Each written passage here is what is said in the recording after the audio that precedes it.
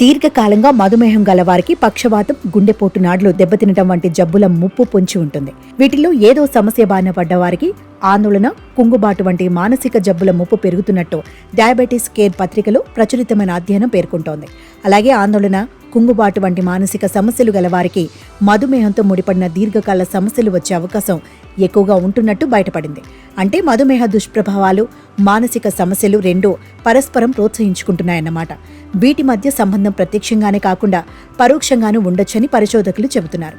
ఎందుకంటే మధుమేహ దుష్ప్రభావాలు, మానసిక సమస్యలు రెండూ ఒకే రకం ముప్పు కారకాలను కలిగి ఉంటాయి. ఊబకాయం, గ్లూకోజ్ నియంత్రణలో లేకపోవటం వంటివి ఈ సమస్యలు ముంచుకొచ్చేలా చేస్తుండొచ్చని భావిస్తున్నారు. అందువల్ల మధుమేహానికి చికిత్స చేసే వైద్యులు దీని దుష్ప్రభావాలతో పాటు మానసిక సమస్యలను గుర్తించే పరీక్షలు చేయాల్సిన అవసరం ఉందని అధ్యయన ఫలితాలు సూచిస్తున్నాయి. Michigan medicine, UM school of public health ఆధ్వర్యంలోని పరిశోధకుల బృందం ఈ అధ్యయనాన్ని నిర్వహించింది. మధుమేహ దుష్ప్రభావాలు గల వారికి ఆందోళన లేదా కుంగుబాటు ముప్పు 3 రెట్లు ఎక్కువగా ఉంటుండగా, మానసిక జబ్బు గల వారికి మధుమేహ దుష్ప్రభావాలు తలెత్తే అవకాశం 2.5 రెట్లు అధికంగా ఉంటున్నట్టు బయటపడింది. వీటి మధ్య పరస్పర సంబంధానికి కారణం ప్రత్యక్ష ప్రభావం కారణం కాకపోవచ్చని అనుకుంటున్నారు.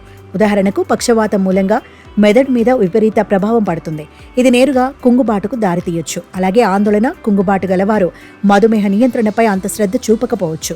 గ్లూకోజ్ నియంత్రణలో ఉంచుకోకపోవటం, మందులు సరిగా వేసుకోకపోవటం వల్ల పక్షవాతం, గుండెపోటు వంటి తీవ్ర దుష్ప్రభావాలకు కారణం కావచ్చు.